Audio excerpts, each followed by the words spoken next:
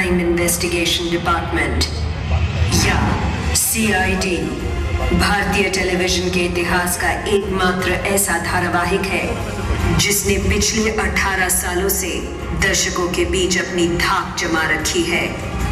एक ऐसा crime show जिसमें ACP प्रद्युमन और उनके जांबाज ऑफिसर्स रहस्यमयी मौत की तह तक जाकर रोमांचक तरीके से केस को सुलझाते हैं। बच्चे, बूढ़े या जवान, हर कोई CID की रोमांचक कहानियों का दीवाना है और दर्शकों के इसी असीम प्यार की वजह से CID पिछले 18 सालों से हम सबको क्राइम के प्रति जागरूक रखता आया है। इस ऐतिहासिक शो ने अब तक 1000 एपिसोड से भी ज्यादा का सफर तय कर लिया है और अब कई नए कीर्तिमान बनाने की ओर अग्रसर है। अगर CID की कहानियों में रोमांच है तो इसके किरदार कहानियों से भी ज्यादा निराले हैं। इसमें न सिर्फ ACP प्रद्युमन का फर्ज है बल्कि दया की दिलेरी भी है। एक और अभिजीत का कंप्यूटर से तेज दिमाग है तो वहीं उसके साथ नोक झोंक करने वाले डॉक्टर सालुंखे का अनुभव भी। CID के किरदारों से लोगों का लगाव ऐसा है मानो वो उनके ही घर के सदस्य हों। परिवर्तन ही दुनिया का नियम है और CID वक्त के साथ कंधे से कंधा मिलाकर चल रहा है। चाहे कहानियों में नए जासूसी के तरीके हो या फिर शूटिंग के दौरान किए जाने वाले हैरतअंगेज प्रयोग। एक ऐसा ही अनोखा एपिसोड 111 मिनट का प्रसारित हुआ था नवंबर 2004 में। इस एपिसोड में एक भी कट नहीं था, यानी कि पूरा एपिसोड एक सिंगल शॉट में फिल्माया गया था। CID के इस एपिसोड को देखकर CID का नाम लिम्का और गिनीज वर्ल्ड रिकॉर्ड्स में भी दर्ज किया गया है। इस महान उपलब्धि के साथ साथ CID ने बीते साल में कई अनगिनत इनाम भी जीते हैं। CID के जाबाज ऑफिसर्स अपने फर्ज के लिए हर मोड़ पर चुनौतियों का सामना करते हैं और कुछ ऐसा कर जाते हैं जो इंडियन टेलीविजन के इतिहास में कभी किसी ने ना किया हो। मनोरंजन की दुनिया के कई बड़े कलाकार CID में काम कर चुके हैं, जैसे सलमान खान, आमिर खान, अजय देवगन, सैफ अली खान, गोविंदा, सनी देओल, अक्षय कुमार, करीना कपूर और रानी मुखर्जी जैसे कई मशहूर कलाकारों ने इस ऐतिहासिक शो का हिस्सा बनकर खुशी जताई है। CID की कहानियां सिर्फ मुंबई में ही नहीं बल्कि दिल्ली, मनाली, हरिद्वार, ऋषिकेश, जैसलमेर, अहमदाबाद, आगरा, मथुरा, सातारा, कोलकाता, केरला और गोवा जैसी कई शहरों में फिल्माई गई है। ACP की सेना ने केवल भारत में ही नहीं बल्कि लंदन, पेरिस और स्विट्जरलैंड जैसे दिल को लुभा देने वाले देशों में भी उन्होंने मुजरिमों को मजा चखाया है। सोनी एंटरटेनमेंट टेलीविजन ने 18 सालों के इस गौरवपूर्ण धारावाहिक की ऐतिहासिक यादों को ताजा किया है। इस वर्ष 26 जनवरी को जश्न CID के रूप में। इन 18 सालों में कितना कुछ बदला, पर आज भी CID दर्शकों के बीच लोकप्रिय है। अब CID सफलतापूर्वक अपने कदम 19वें साल में बढ़ा रहा है।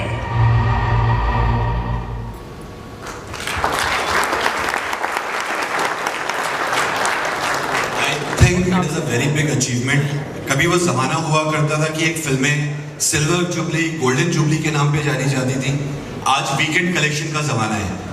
ऐसे जमाने में 18 साल एक शो का जीना बहुत बड़ी बात है। चाहे हम DCP चित्रोले की बात करें या ACP प्रद्युमन या दया या अभिजीत या फ्रेडी, ये सारे हाउस होल्ड नाम बन चुके हैं। कुछ गड़बड़ है, दया दरवाजा तोड़ दो, ये डायलॉग्स आज आपको लोग रिपीट करते हुए मिलेंगे। फेसबुक पे आपको जोक्स भी मिलेंगे इनके अराउंड। फिल्मों के डायलॉग तो हमने लोगों को बहुत रिपीट करते हुए सुने हैं, पर एक टीवी शो के डायलॉग जब कोई रिपीट करे, इससे बड़ी सफलता नहीं मिल सकती कि ये लोगों की जुबान पर बैठ गया है। 18 साल सिर्फ एक पड़ाव है, ये अंत नहीं है, ये एक बहुत लंबे सफर का सिर्फ एक बहुत छोटा सा पड़ाव है। 19वां साल हम सबके लिए बहुत महत्वपूर्ण है, चाहे हम सोनी एंटरटेनमेंट टेलीविजन की बात करें या सीआईडी टीम की बात करें। इस 19वें साल में हम क्या कुछ नया करने जा रहे हैं, सीआईडी को हमारे किस नई ऊंचाइयों की तरफ लेके जा रहे हैं, इसके लिए मैं एमएसएम के CEO mister NP Singh, business head Danish Khan, PP Singh sir और प्रदीप सर से रिक्वेस्ट करूंगा कि आप लोग प्लीज स्टेज पर आए। सर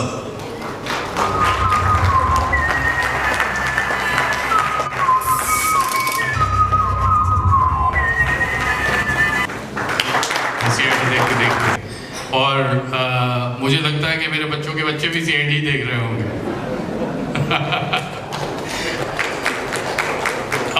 ये सब इसीलिए पॉसिबल हुआ because of the sincere hard work that everybody has done from mister Singh's team, Pradeep, Shivaji sir, you, Abhijeet, Daya, Narendra Gupta, Shraddha and Ansha and Tanya and Rishikesh, all of you are there, Dinesh. मैं दिनेश को हमेशा Freddy के नाम से ही याद रखता हूँ। बट दिनेश, आप लोगों की वजह से आज 18 साल की एक सक्सेसफुल जर्नी हम लोगों ने कंप्लीट की है, उसके लिए तहे दिल से शुक्रिया। Thank you very much. We really appreciate what you have done for the network, for our channel.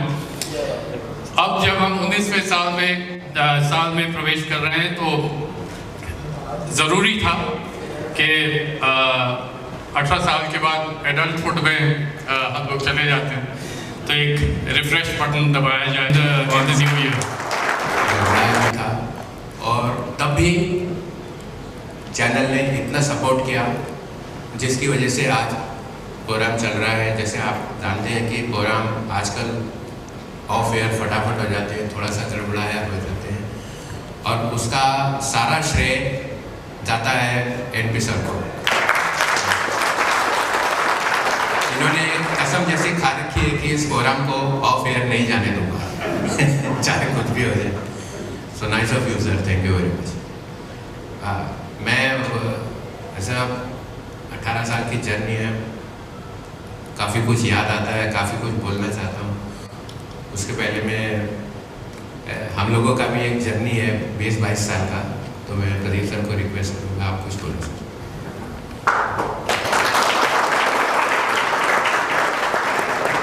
मैं जब सुनता हूँ 18 साल, 17 साल, 19 साल, मुझे यकीन नहीं आता है हम लोग 18 साल कैसे बिताएंगे।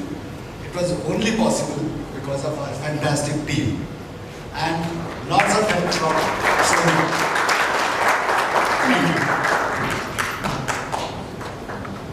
मैंने जिस दिन सीआईडी लिखा था वो करीब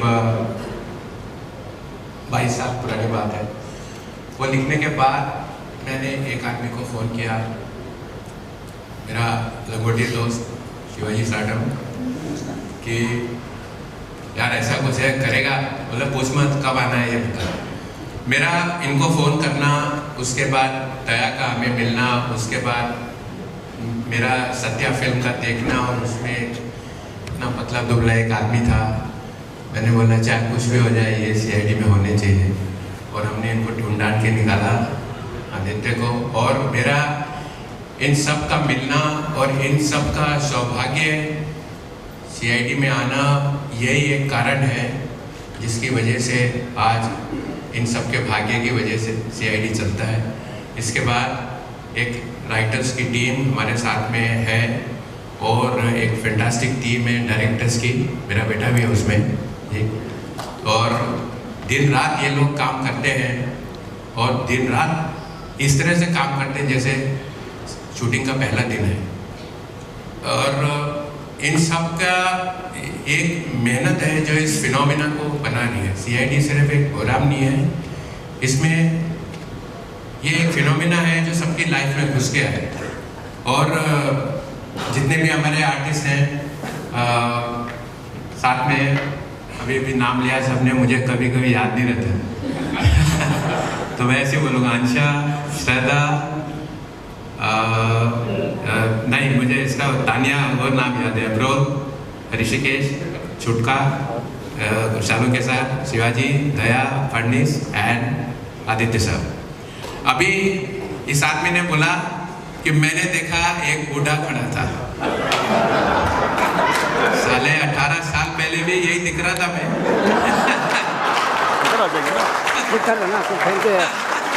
थैंक यू है आपका, थोड़ा सा सपोर्ट कर देंगे। प्रॉब्लम है आपको? नहीं सब इधर ही तो खड़े हैं मीडिया में भाई। प्रॉब्लम है इसलिए मैं खड़ा हूँ ना। क्या प्रॉब्लम? आप डिस्टर्ब करोगे? मैं कहाँ डिस्टर्ब कर रहा हूँ? आप डिस्टर्ब हो रहे हैं। सब मीडिया वाले, हम भी मीडिया। नाम क्या आपका? सोनप। सोनप। ये एकदम बच्चा था उस टाइम, मैंने कैमरा लेके सोनप। कहाँ के हो? Indian express. 15-20 फीट ठीक का, है, उसमें इंडियन एक्सप्रेस पता लगा। पानी में था, का नाम अलग आर्टिस्ट है। नहीं नहीं वर्कर अलग उसके अंदर पड़ा हुआ था, कांप रहा था बहुत बुरी तरह सब इधर ही से। था। इसी तरह से दया वगैरह ने एटीट्यूड उसको आपका खींच के बाहर बहुत निकाला। बहुत रिस्की शॉट था अच्छा नहीं लगा। और हम लोग हर रोज यहाँ से आप- हमें पता नहीं चलता। इंडस्ट्री के बहुत सारे आर्टिस्ट ने इस तरह की शूटिंग देखी नहीं है।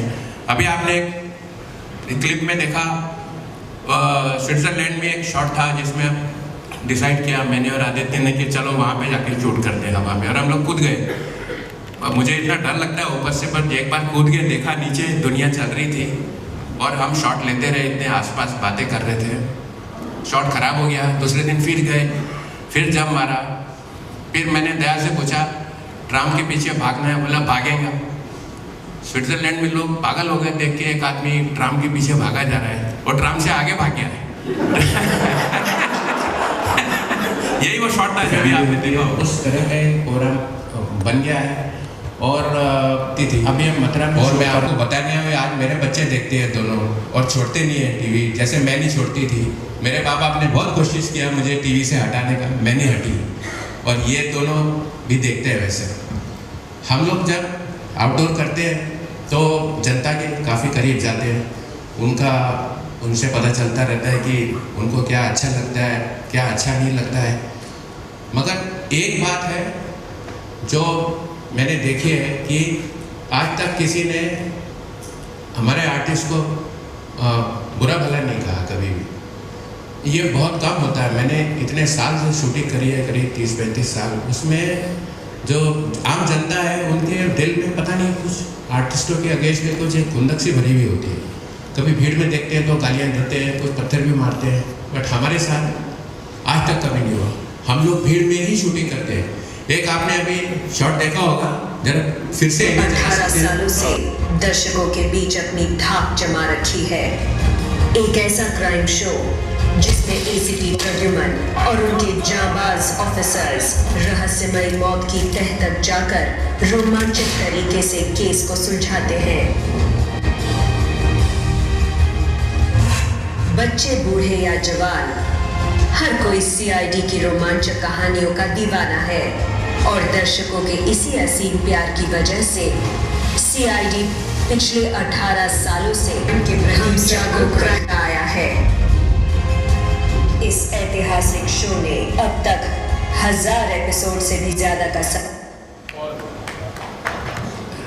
दिल्ली में एक जगह है संगम विहार, वहाँ क्यों कर रहे हो?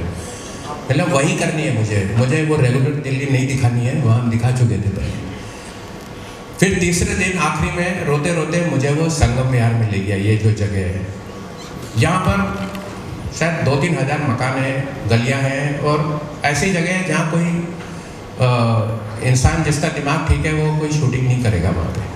मगर हमने डिसाइड किया यहीं शूटिंग करेंगे। मैं वहाँ 2-3 बार गया, सब लोगों से बात करी और वहाँ उनको समझाने की कोशिश करी, मगर फिर भी लग रहा था कि शूटिंग वाले दिन कुछ हो सकता है। और मेरा पूरा ऐसा सपना था 10-15 साल का कि ऐसी जगह शूटिंग करेंगे और जो वहाँ के लोग हैं उनको अपने साथ पार्टिसिपेट करेंगे, तो उन सब की ट्रेनिंग होगी और वो हाँ बोलेंगे।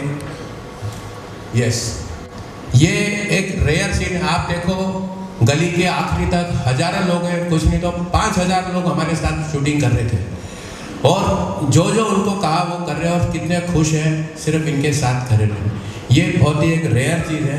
सिर्फ इसमें एक ही चीज़ की कमी है कि जिस टाइम ये शॉट हो रहा था मैं वहाँ पे नहीं था। मैं इमरजेंसी में इस सीन के डायलॉग लिख के भेज रहा था, और बारिश की वजह से दिल्ली में जगह जगह पे फ्लड हो रखा था, मगर हम लोग वहाँ पहुँच गए थे। मुझे सिर्फ यही दुख है कि मैं वहाँ नहीं था, मगर ये खुशी है कि जो हमने अचीव किया इस शूटिंग में वो कोई नहीं कर सकता, ये सिर्फ CID ही कर सकती है। और कितना और क्या है, and people still love you the same way like they used to do 10 years back, 15 years back. ये मुझे याद है, मैं नया नया आया था तो CID में उतार चढ़ाव जैसे सर ने बताया आता रहता है। तो सिंह साहब बोलते थे शिवाजी साहब को, यार सर शिवाजी बहुत प्रॉब्लम है, ये लगता है अभी हम लोग जाने वाले हैं। अरे छोड़ बीपी 2 साल और चलेंगे। दो करते हुए हम यहाँ तक आ गए हैं। और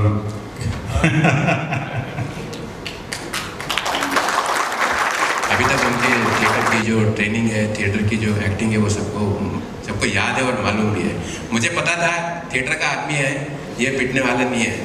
तो 4 दिन बाद 90 पेज की एक स्क्रिप्ट थी। सबसे पहले जिस आदमी को याद हुई, शिवाजी साटम, पूरा वर्ड बाय वर्ड।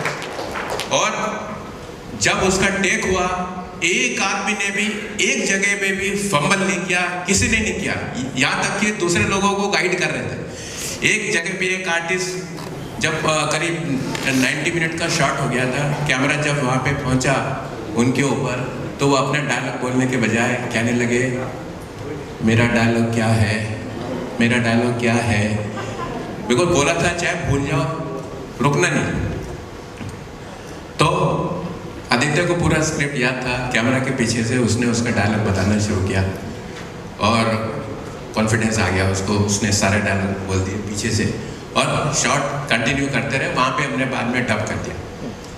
तो ये है डेडिकेशन, और इसी डेडिकेशन के कॉन्फिडेंस पे अब मैं एक बात बताने वाला हूँ कि शायद मार्च या अप्रैल में एक 2.5 घंटे का एक शॉट हम ट्राई करने वाले हैं और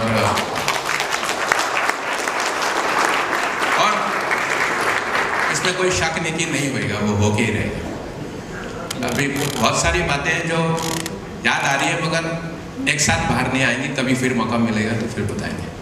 तो इतना टाइम मैंने लिया, और किसी को धन्यवाद बोलना रह गया हो तो माफ़ करना, इतनी बड़ी टीम है। और हाँ, ये बहुत बड़े इजीली आता है, गालियाँ वगैरह बीपी जैसे बात करनी नहीं आती, but these have been glorious 20 years for Sony, and to be a part of the whole journey. मतलब हम लोग तो बाराती रहे, एक भी बाराती बिछड़ा नहीं अब तक, तो it's now more a family thing, and congratulations to all of you, all from Sony, and congratulations to BP, you, Pradeep, and because I think the whole thing comes with BP and Pradeep, and to be a part of all this is again, as Daya said, that we are blessed. और yeah, I think मेरे team के जितने भी सारे लोग हैं जरा ऊपर आइए, लेकिन एक यहाँ जरूर कहूँगा, सोनी को thank you so much for on a very personal note कि I have got this one big new family. तो श्रेय जितना हमको जाता है उतना आपको भी जाता है। एक और बात है जो हमारे और प्रदीप के साथ में है कि हम जिस दिन से सोनी शुरू हुआ है उस दिन से हम लोग एयर पे हैं, यस, आज तक एयर पे हैं और बिना ब्रेक के हैं। And we have not missed a single episode. ये कभी डिलीवरी का प्रॉब्लम नहीं है, चाहे कभी भी 11th आवर पे बहुत सारे एपिसोड बनाने पड़े हैं, कभी नहीं। और ऐसा कभी नहीं हुआ है कि ये मैं एक फ़ख्र के साथ बोल सकता हूँ। मैं स्पेशली मैं प्रदीप सर तो नहीं, मैं एक टेढ़ा आदमी के नाम से बहुत फेमस हूँ और कभी कभी मेरा फ्यूज़ उखड़ जाता है, मगर जो हमारा डेडिकेशन है कि चैनल ने कभी कुछ काम बोला हो और जो ना हुआ हो ऐसा कभी नहीं हुआ आज तक, कभी भी, रात हो या दिन हो, ऐसे कभी नहीं। तो बाकी जो Very good evening everyone. My name is Tanya Bro and I'm very fortunate to be a part of this show. and I'm very glad to be here tonight. Thank you. थोड़ा सा फेम अगर अपनी life में देखा है तो सिर्फ CID की बदौलत. Thank you so much Sony चैन, हमारी team. Thanks lot. Hello hi everyone, I am Amani Sutrala. मैं बस इतना ही कहूँगी कि मेरे को यकीन नहीं हो रहा कि मैं सच में इतने बड़े शो का पार्ट हूँ और मेरे को इस बात की बहुत खुशी है. Thank you so much. Hi everyone, myself Jagjit Athwal और I'm from Canada, Vancouver. और मैं सब छोटा बच्चा था जब मैं शो देखता था, तो I'm so glad कि मैं इस शो का एक पार्ट हूँ और सर के साथ काम करूँ. इतने सीनियर आर्टिस्ट हैं और बहुत ही कुछ सीखने को मिलता है. Thank you very much. Thank you. दिल से शुक्रिया अदा करती हूँ कि मुझे CID टीम का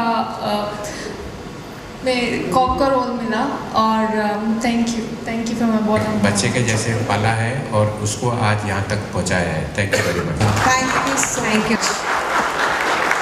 जैसे कहाँ है? आधा. और डायरेक्टर्स कौन कौन है? आजा खाली. So for me also it's been a very big growth, and I have also grown old with CID. So she started as my 6th assistant, and today she is our boss.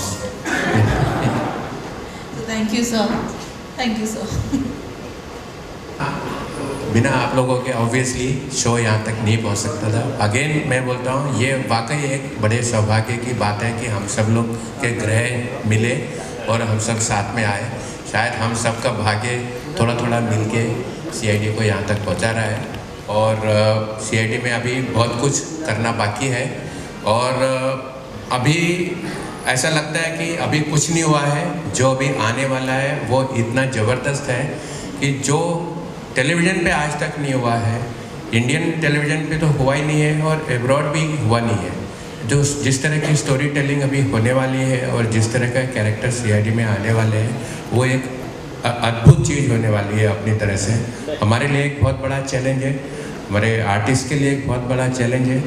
As usual जिस तरह से हम सब खतरों को और पहाड़ों को पार करते आए हैं, हम इसको भी सरमाउंट कर ही लेंगे और एक बहुत बड़ा सक्सेस इसमें से होने वाला है. ये बहुत ही जल्दी होने वाला है एक तरह की स्टोरी टेलिंग. और आगे जो कुछ होने वाला है मैं उसके लिए अंशुमन को रिक्वेस्ट करता हूँ. Nobody better than you. So okay, 19th year में 26 जनवरी is a very important day for all of us. जिस वक्त हम 2 घंटे की एक महामूवी बनाने वाले हैं, वहाँ से हम CID का रिफ्रेश और जिस नए तरीके की स्टोरी टेलिंग की सर बात कर रहे हैं, जिस नए लोग की बात कर रहे हैं, वो हम 26 जनवरी से शुरू करेंगे. 26 जनवरी को ही हम लोग CID वीरता अवार्ड्स टेलीविजन पर अनाउंस करेंगे and will call for the entries. लोगों ने इतना प्यार दिया, आई थिंक CID वीरता अवार्ड्स वो प्लेटफॉर्म है जहाँ पे वो प्यार हम लोगों पे लौटा सके और उनको ऑनर कर सके जो ब्रेव लोग हैं. जो नई स्टोरी टेलिंग होगी उसके बारे में सर एक थोड़ा सा छोटा एग्जाम्पल देकर बता सकते हैं, because nobody better than sir.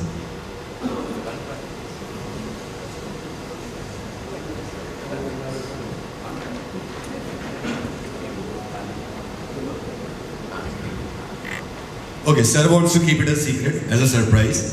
Very soon we'll unveil on the Sony Entertainment Television the CID's new avatar. And from Sony Entertainment Television, we are very thankful to this wonderful team of CID. This journey would have been impossible without any of us.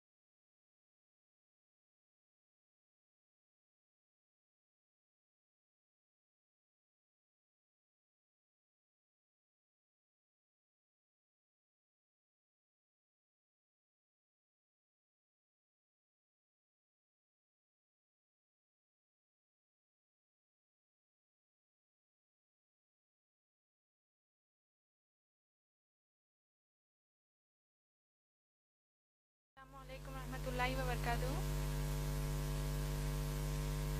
मेरा नाम सादत तबस्सुम है, मैं MBA की तालिबे इल्म हूँ माशाल्लाह से। मेरा सवाल ये है कि अगर माँ बाप हमको हिजाब करने से रोकते हैं तो हम किस तरह इस सिचुएशन को हैंडल कर सकते हैं बिना माँ बाप को तकलीफ पहुँचाए। वालेकुम अस्सलाम व रहमतुल्लाहि व बरकातहू। बहन माशाल्लाह आपने बड़ा अच्छा सवाल किया है, जो आज के हमारे हालात हाजिरा के हिसाब से बड़ा अहम सवाल आपने किया कि अगर माँ बाप हिजाब करने से आपको रोकते हैं तो हम उसको किस तरीके से हमको डील करना चाहिए, यानी हमको हिजाब भी करना है और माँ बाप के इस हुक्म को नहीं मानते हुए ऐसा भी हो कि हम उनको तकलीफ भी ना दे। यही आपका सवाल है? हिजाब करना चाह रही हैं आप लेकिन माँ बाप रोक रहे हैं, और कैसा हम इस सिचुएशन को डील करें, इन हालात को डील करें ताकि माँ बाप को भी तकलीफ ना हो। बहन देखिए, हिजाब का जो मसला है इस्लाम में, सबसे पहले आइए हम ये जानते हैं कि हिजाब का हुक्म कहाँ आया है। अल्लाह सुब्हान ताला ने कुरान मजीद में सूरह नूर सूरा नंबर 24 आयत नंबर 30 और 31 और सूरह अहज़ाब सूरा नंबर 33 आयत नंबर 59 में फरमाया है। अल्लाह सुब्हान ताला इन दो आयत में बुनियादी तौर पर हम इंसानों को हिजाब का हुक्म देते हैं। सूरह नूर की जो आयत मैंने बताई, सूरह नूर सूरा नंबर 24 आयत नंबर 30 और 31 आयत नंबर 30 में मुसलमान मर्दों को हिजाब का हुक्म दिया अल्लाह ने। अल्लाह ने कहा कि अपनी निगाहों को नीची कर लो, अपनी शर्मगाहों की हिफाजत करो। ये मुसलमान मर्द का अल्लाह ने इस आयत में हिजाब बताया है। मुसलमान औरत के लिए आयत नंबर 31 में अल्लाह ने कहा वकुल लिल मुअमिनाती यग़ज़ुज़ना मिन अबसारिहिन्ना व यहफ़ज़ना फुरूजहुन्ना वला युबदीना ज़ीनतहुन्ना इल्ला मा ज़हरा मिन्हु। अल्लाह इस आयत में फरमाते हैं कि तुम मुसलमान औरतों को अल्लाह फरमाते हैं कि तुम अपनी निगाहों को नीची रखो, अपनी शर्मगाहों की हिफाजत करो और अपनी जीनत को जाहिर ना करो। अपने सीनों पर, कुरान की आयत है ये, अपने सीनों को ढांको और अपनी जीनत को जाहिर ना करो। अपनी ब्यूटी को, अपनी खूबसूरती को, अपनी ब्यूटी को जाहिर ना करो सिवाय अपने बाप के सामने, सगे बाप के सामने, सगे बेटे के सामने। एक फहरिस्त अल्लाह ने आयत में दे दी है। इसी तरीके से सूरा अहज़ाब सूरा नंबर 33 आयत नंबर 59 में भी अल्लाह सुब्हान ताला ने हुक्म दिया है कि ए नबी सल्लल्लाहु अलैहि वसल्लम कुल्लिल या अय्युहन नबिय्यु, ए नबी सल्लल्लाहु अलैहि वसल्लम कुल्ली अज़वाजिका, अपनी बीवियों को हुक्म दीजिए, व बनातिका, अपनी बेटियों को हुक्म दीजिए, व निसाइल मुमिनीना, और ईमान वाली मुसलमान औरतों को हुक्म दीजिए कि जब वो अपने घरों से बाहर निकलें तो अपने आप को सर से लेकर पांव तक ढांक लें। तो ये मुख्तसर में हिजाब का तारुफ कुरान की आयत से हमको मिलता है। अब जैसा आपका मसला है, आपने जैसे कहा, और ये अफसोस की बात है कि अगर मुसलमान माँ बाप हिजाब पहनने से रोकते हैं तो ऐसी सूरत में क्या करें। बहन माशाल्लाह मैंने अपनी तकरीर में बहुत ही वाज़ेह तौर पर एक कुरान की आयत कोट की है, हो सकता है आप उस वक्त मौजूद नहीं थी। अल्लाह सुब्हान ताला ने सूरह अहज़ाब सूरा नंबर 33 आयत नंबर 36 में कहा है, जिनको अगर ये आयत फिर से, अगर इसका मफहूम याद नहीं है तो मैं फिर से दोहरा देती हूँ। अल्लाह फरमाते हैं, एक जनरल रूल अल्लाह सुब्हान ताला हमको दे रहे हैं कि किसी भी मुसलमान मर्द और मुसलमान औरत के लिए जायज़ नहीं है कि वो अपने लिए कोई ऐसा हुक्म माने जबकि उस हुक्म पर अल्लाह और रसूल सल्लल्लाहु अलैहि वसल्लम ने फैसला सुना दिया हो। समझ में आ गया आपको? अल्लाह सुब्हान ताला ने क्या कहा मुसलमान औरत को कि हिजाब करें, मोहम्मद सल्लल्लाहु अलैहि वसल्लम ने क्या कहा हिजाब करें। अब अगर माँ बाप कहते हैं कि हिजाब ना करो तो हम क्या करेंगे आप बताइए? नाफरमानी करेंगे कि फरमाबरदारी करेंगे? नाफरमानी करेंगे, क्योंकि ये वादा, ये कहा किसने हमको? अल्लाह ने फरमाया है। इसी तरीके से अल्लाह के रसूल सल्लल्लाहु अलैहि वसल्लम ने हमको क्या कहा? शेख नासरुद्दीन अलवानी की जो मैंने आपको हदीस बयान की है, सिलसिलतुस सही हदीस नंबर 179 और हदीस नंबर 181 में अल्लाह के रसूल सल्लल्लाहु अलैहि वसल्लम फरमाते हैं कि किसी भी इंसान के लिए जायज़ नहीं है कि वो ऐसा हुक्म माने जो हुक्म टकराता हो अल्लाह और उसके रसूल सल्लल्लाहु अलैहि वसल्लम के किसी भी हुक्म से। और आपको ताज्जुब होगा ये जानकर कि हिजाब इस्लाम में इतना अहम मसला है कि शेख बिन बाज रहीमुल्लाह जो बहुत बड़े आलिम दीन हैं, वो कहते हैं उनके फतावा नंबर 8487 में 8487 में उनका फतवा ये है, a woman who says that hijab is not compulsory is a disbeliever. Allah ऊपर, इसका तर्जुमा बोल देती हूँ आपको, जो औरत ये कहती है कि हिजाब उसके लिए फर्ज नहीं है, वो एक काफिर है, उसने कुफ्र किया, वो एक काफिर है। आप लोग खुद सोचिए, जब अल्लाह ने हुक्म हमको दे दिया है, चाहे माँ बाप उसके खिलाफ जाएं, चाहे दोस्त अहबाब खिलाफ जाएं, तो हम क्या करेंगे? माँ बाप की इताअत इस मसले पर नहीं करेंगे, अल्लाह और रसूल सल्लल्लाहु अलैहि वसल्लम की तालीमात को अपनाएंगे। और आप लोग देखिए, अगर मुसलमान माँ बाप कहते हैं कि हिजाब ना करो, अल्लाह ना खास्ता, मैं एक बहुत ही हाइपोथेटिकल बात कह रही हूँ, आज के मुआशरे में तो कम कपड़े पहनने का बड़ा फैशन है, अस्तगफिरुल्लाह। जितने कम कपड़े पहनेंगे तो उतनी ज्यादा औरत मॉडर्न है। तो अगर माँ बाप अब कम कपड़े पहनने का हुक्म देंगे, नऊज बिल्लाह, जिस तरह वेस्टर्न कंट्रीज में पहनते हैं, तब क्या उनकी बात मानेंगी बहनें? तो उसी तरह जब उनके लिए नहीं मानेंगी तो हिजाब के लिए भी हम नहीं मानेंगी, क्योंकि अल्लाह और रसूल सल्लल्लाहु अलैहि वसल्लम की तालीमात है। अब असल मसला हमारे मुआशरे में दो तरीके के हैं हिजाब के मसले पर। एक, अगर माँ बाप को घर से बाहर निकलने के लिए भी हिजाब करने का हुक्म नहीं देते, अरे भाई बुर्खा मत पहनो, ऐसी कई बच्चियां हैं जो हिजाब करना चाहती हैं, लेकिन माँ बाप ही रोड़ा बनते कहते हैं कि मत करो, तुमको लोग क्या बोलेंगे, क्यों कर रहे हो भाई हिजाब, ये पहले जमाने की बातें हैं, नऊज बिल्लाह। तो माँ बाप एक तो कहेंगे कि घर से बाहर जब निकलो तो यानी बुर्खा ही मत पहनो कहेंगे। दूसरे किस्म के मुसलमान माँ बाप ये हैं, तो बाहर निकलते वक्त तो तुम बुर्खा पहन लो, तो बहुत अच्छी बात है, लेकिन जब अपने खलेरे भाइयों के सामने आओ, अपने मुमेरे भाइयों के सामने आओ, तुम्हारी बहन का भी निकाह हुआ है, तुम्हारे बहनों ही घर को आ रहे हैं, बहन भाई घर को आ रहे हैं, अब उनके सामने भी हिजाब करोगी, क्या सोचेंगे वो? क्या नऊज बिल्लाह बहन भाई की क्या नीयत खराब है? वो ऐसा सोचेंगे। तो लिहाजा तुम उनके सामने हिजाब ना करो। सही बोल रही हैं या गलत? देवर जेठ के सामने जो जेठानी है, जो भाभियां होती हैं, वो हिजाब नहीं करती, क्यों? भाभी माँ है। कुरान हदीस के हिसाब से भाभी माँ नहीं है, भाभी गैर महरम ही है, यानी उनके सामने हिजाब करना फर्ज है। तो अगर हम कहते हैं नहीं भाई मैं देवर को अपने सगे भाई की तरह लेती हूं, जबकि अल्लाह के नबी सल्लल्लाहु अलैहि वसल्लम ने कहा कि देवर मौत है, देवर के सामने हिजाब करने की क्या जरूरत है, मैं अपने उनको छोटे भाई की तरह लेती हूँ। जेठ कहता है कि मैं अपनी भाभी को माँ की नजर से देखता हूँ, वो सब नजर सब गई कचरे के लिए। अल्लाह और रसूल सल्लल्लाहु अलैहि वसल्लम ने कह दिया हिजाब करना है का मतलब करना है। और देखिए हिजाब की सबसे अहम और आखिरी बात आप सबको मैं बताना चाहती हूँ, हिजाब के हुक्म की हद इस्लाम में क्या आप लोग जानते हैं? मैं उम्मीद करती हूँ कि ये बात आप सब दूसरों को जाकर बताएंगे। हिजाब करना मुसलमान औरतों पर फर्ज है, आप लोग सब जानते हैं। सूरह अहज़ाब की आयत नंबर 59 जो मैंने आपको अभी बताई है, आप लोग सोचिए कि जब अगर मुसलमान बहनें अपने कजिन्स के सामने हिजाब करने से शर्माती हैं, कजिन्स कहेंगे ओ आ गई उस्तादिमा आ गई, ओ देखो बूढ़ी है ये तो देखो हिजाब कर रही है, कोई किस्म का ये लोग मजाक करते हैं, वो एक मजाक उनको इस्लाम के बाहर कर देगा। और देखिए सूरह अहज़ाब की आयत नंबर 59 में कितनी शिद्दत का हुक्म हिजाब का है, आप लोग सोचिए। और इस बात को दूसरों को जाकर बताइए, दूसरी माओ बहनों को बताइए, शौहरों को बताइए। अल्लाह सुब्हान तआला हुक्म क्या दे रहे हैं, आप लोगों ने गौर से सुना होगा। मैंने कहा कि अल्लाह फरमाते हैं कि ए नबी सल्लल्लाहु अलैहि वसल्लम अपनी बीवियों से कहिए, बेटियों से और मुसलमान औरतों से कि वो हिजाब करें। आप लोग गौर कीजिए कि अब उम्महातुल मोमिनीन नबी सल्लल्लाहु अलैहि वसल्लम की पाक दामन बीवियां जो हैं वो किन के सामने हिजाब कर रही हैं? सहाबा के सामने। सहाबा कौन है? अबू बकर सिद्दीक रजी अल्लाह ताला अन्हु जैसे तकवे वाले सहाबी, उमर रजी अल्लाह ताला अन्हु जैसे तकवे वाले सहाबी, ये तमाम सहाबा के सामने उम्महातुल मोमिनीन मोहम्मद सल्लल्लाहु अलैहि वसल्लम की बीवियां हिजाब कर रही हैं। मसले का हिजाब की हद आप लोगों को समझ में आ रही है। उससे भी बढ़कर ये कि तमाम जो सहाबियात हैं ये लोग किसके सामने हिजाब कर रही हैं? सहाबा के सामने तो हिजाब कर ही रही हैं। सहाबियात उमर रज़ी अल्लाह तआला अन्हु के सामने भी हिजाब कर रही हैं, अबू बकर सिद्दीक रज़ी अल्लाह तआला अन्हु के भी सामने हिजाब कर रही हैं। लेकिन उससे बढ़कर ये कि सहाबियात कायनात की सबसे आला मखलूक, अल्लाह के सबसे प्यारे बंदे मोहम्मद सल्लल्लाहु अलैहि वसल्लम के सामने हिजाब कर रही हैं।